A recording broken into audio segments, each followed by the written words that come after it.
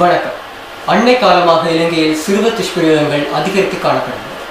கடந்த ஆண்டு இலங்கையில் மேற்கொள்ளப்பட்ட புள்ளி விவர கருத்து கணிப்பின்படி இலங்கையில் சிறுவர் துஷ்பிரயோகங்கள் என்றும் இல்லாதவாறு, குறிப்பாக போருக்கு பின்னரான இந்த காலப்பகுதியில் சிறுவர் துஷ்பிரயோகங்கள் மேலும் அதிகரித்து காணப்படும் நிலையை அவதானிக்க முடிகிறது. இதில் கவலைக்குரிய விடயம் என்னவென்றால், இலங்கையின் தமிழர்கள் வாழ்கின்ற பண்பாட்டின் சிகரமாக விளங்குகின்ற வடக்கு மாகாணத்தின் யாழ்ப்பாணத்தில் இந்த நிலை மேலும் அதிகரித்து காணப்படுகிறது. இவ்விடத்தில் யாழ்ப்பாணத்தில் இந்த சிறுவர் துஷ்பிரயோகங்கள் தொடர்பாக சட்டத்துறையினருடைய தலையீடுகள், அவர்களுடைய செயற்பாடுகள் எவ்வாறு இருக்கின்றது தொடர்பாக சட்டத்துறையினருடன் இணைந்து ஒரு கண்ணோட்டம். தண்டனை சட்டத்தில் 8 வயதுக்கும் 12 வயதுக்கும் குறைந்தவர்கள் சிறுவர்கள் என ஆரம்பத்தில் சட்டம் கருதியது. ஆனால் தற்போது உள ரீதியில் 18 வயதுக்கு குறைந்தவர்களும் சிறுவர்கள் என சட்டம் கருதுகின்றது. சிறுவர் துஷ்பிரயோகங்கள் என்று நாங்கள் பார்க்கின்ற பொழுது, ஒரு சிறுவனை உடல் ரீதியாக மட்டும் துஷ்பிரயோகத்துக்குள்ளாக்குவதை நாங்கள் துஷ்பிரயோகமாக கருத முடியாது. உடல் ரீதியாகவும் அதேவேளை உள ரீதியாக மேற்கொள்ளப்படுகின்ற துன்புறுத்தல்களும் துஷ்பிரயோகத்துக்குள் உள்வாங்கப்பட்டிருக்கிறது. அண்மை கால சட்டங்களில் ஏற்பட்ட சீர்திருத்தங்களின் விளைவாக இலங்கையில் சட்ட ரீதியாக பார்க்கின்ற பொழுது சிறுவர் துஷ்பிரயோகத்தை கட்டுப்படுத்துவதற்கான போதிய சட்ட ஏற்பாடுகள் இலங்கையில் காணப்படுகிறது. சர்வதேச சட்ட நியமங்களுக்கு அமைவாக சிறுவர் துஷ்பிரயோகத்தை கட்டுப்படுத்துவதற்கான சட்ட ரீதியான ஏற்பாடுகள் எழுத்து வடிவத்தில் இலங்கையில் இருப்பதனை நாங்கள் ஏற்றுக்கொள்ள முடிகிறது. ஆனால் இந்த சட்டங்கள் எவ்வளவு தூரம் நடைமுறையில் பயன்படுத்தப்படுகிறது அல்லது குற்றவாளிகளை தண்டிப்பதற்கு பயன்படுத்தப்படுகிறது என்பது ஒரு கேள்வியாகத்தான் இருக்கிறது.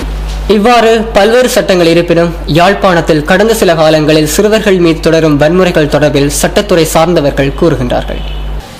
யாழ்ப்பாணத்தில் கோப்பா என்ற பிரதேசத்தில் ஒரு 12 வயது சிறுமி பெரிய பிள்ளையாகி ஒரு 10-15 நாள் அப்படி இருக்கும் பொழுது அவனுடைய தந்தை, அந்த பிள்ளையினுடைய தந்தையை அவளை சைக்கிளில் ஏற்றி கொண்டு போய் கெடுத்திருக்கிறார் 2 நாள். சொந்த தமையனால் தன்னுடைய தங்கை துஷ்பிரயோகத்துக்குள்ளாக்கப்பட்டிருக்கிறார். அதை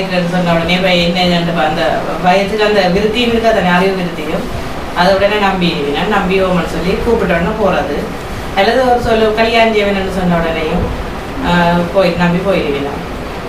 இதே இது 15-16 வயசு பிள்ளையிலேயும் இருக்குது. போயிட்டு வந்து போலீஸுக்கு சொல்லி அடுத்த அவன் மாட்டேன்னு சொல்லிடுவாங்க. ஒரு நாளையில சில விட்டு போயிடுவாங்க. 2 மாதங்களுக்கு முன்பு மல்லாகத்தில் நடந்த ஒரு விடயம். கணவனும் மனைவியும் விவாகரத்து வழக்கெடுத்து விவாகரத்து பெற்று பிரிந்திருக்கிறார்கள். அவர்களுக்கு 3 பெண் பிள்ளைகள். அந்த 3 பெண் பிள்ளைகளும் தகப்பனோடு வளர்ந்து வருகிறார்கள். இந்த தகப்பன் தொடர்ச்சியாக அந்த 3 பெண் பிள்ளைகளையும் துஷ்பிரயோகத்துக்குள்ளாக்கி வந்திருக்கிறார். அந்த துஷ்பிரயோகத்தை பொறுக்க முடியாத அவருடைய சொந்த பிள்ளைகள் 3 நடுச்சாமம் 12 மணிக்கு தந்தையினுடைய துஷ்பிரயோகத்தை தாங்க முடியாமல் போலீஸ் நிலையத்திலே போய் சரணாகதி அடைந்திருக்கிறார்கள். பேரண்ட்ஸே சில பேர் சொல்லியிருக்காங்க.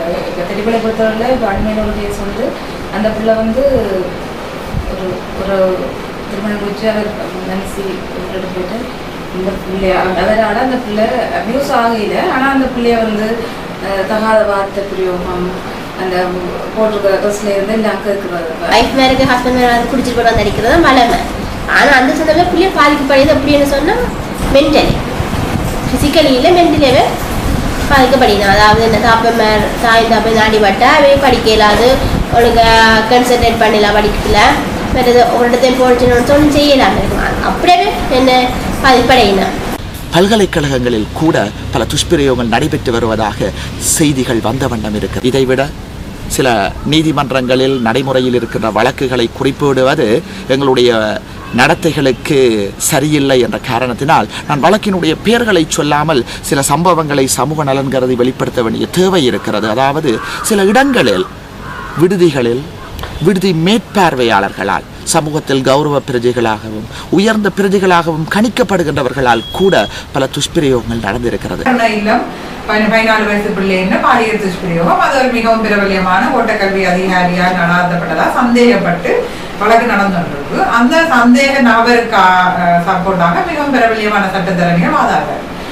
அந்த பிள்ளைக்காக நாங்கள் பெண்கள் அமைப்புகள் சிறுவர் நன்னடத்தை அதிகாரிகள் எல்லாம் சென்ற போதும் அவர்கள் நீதிமன்றத்திலே அவமானப்படுத்தப்பட்டார்கள். இவர்கள் கார்மெண்ட் ஃபேக்டரியிலிருந்து வந்த பெண்கள், பிச்சைக்காரர், இப்படியான பாத்திய துஷ்பிரயோகங்கள் எல்லாம் அந்த சட்டத்தரணியால் சொல்லப்பட்டு மிகவும் பாரதூரமான பாதிப்புகளை நீதிமன்றத்திலே நடந்தது.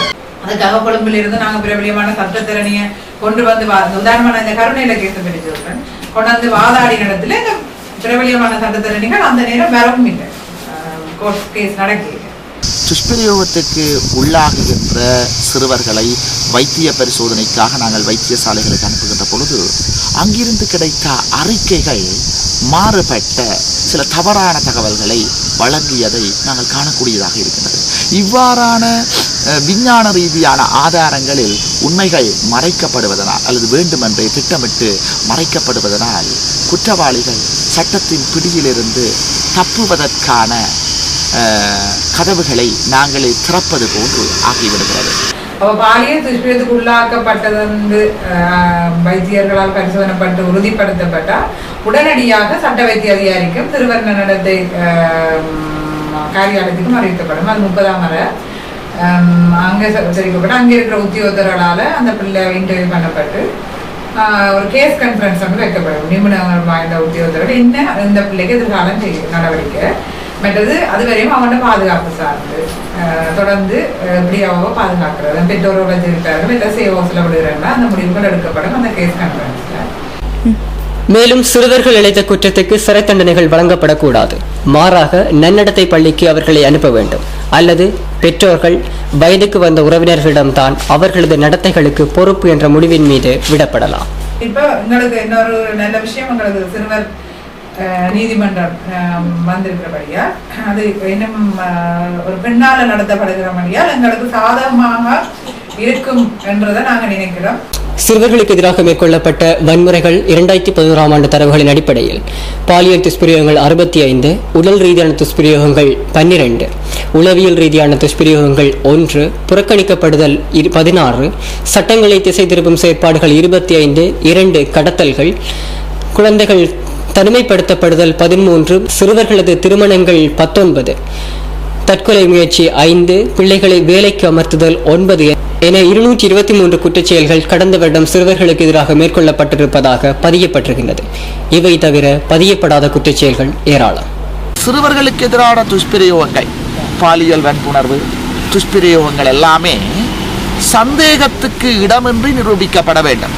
அதாவது ஆங்கிலத்திலே சொல்லுவார்கள் பியாண்ட் ரீசனபிள் டவுட். ஒருவர் குற்றம் இழைத்திருக்கின்றார் என்று சந்தேகத்துக்கு இடமின்றி 100% நிரூபிக்கப்பட்டால் மாத்திரம்தான் குற்றவியல் சட்டத்தின் கீழ் ஒருவரை குற்றவாளியாக்க முடியும். இந்த துஷ்பிரயோக சம்பவங்களில் ஒரு மனநலம் பாதிக்கப்பட்ட ஒரு பெண்ணை துஷ்பிரயோகத்துக்கு உள்ளாக்கினால் அங்கே குற்றம் நடந்தது என்பதை அந்த சிறுமியினுடைய வாக்குமூலத்தினூடாக நிரூபிப்பதில் சில சிக்கல்கள் இருக்கிறது. இந்த ஓட்டைகளை பயன்படுத்தி குற்றவாளிகள் தப்பித்துக் கொண்டிருக்கிறார்கள். சிறுவர்களுக்கு எதிரான வன்முறைகள் குறைக்கப்பட வேண்டும் என்றால் சிறுவர்கள் மீது வன்முறைகளை பிரயோகிப்பவர்கள் மீது வழங்கப்படுகிற தண்டனைகள் அதிகரிக்கப்படும். அத்துடன் அந்த தண்டனைகள் பற்றிய விவரங்கள் மக்கள் மத்தியில் கொண்டு சேர்க்கப்படும். மேலும் பாதிக்கப்பட்டவர்களுக்கு ஆதரவாக போராடுகின்ற அமைப்புகளை மக்களும் சட்டத்துறையினரும் இணைந்து வலுப்படுத்தும். இவ்வாறான செயற்பாடுகள் முன்னெடுக்கப்படும் போதுதான் சிறுவர்களுக்கு எதிரான வன்முறைகள் குறைக்கப்பட முடியும். ஆனால் இவை எந்தளவு சாத்தியம் என்பது கேள்விக்குரியது. மீண்டும் அடுத்த வகுப்பில் சந்திப்போம். நன்றி.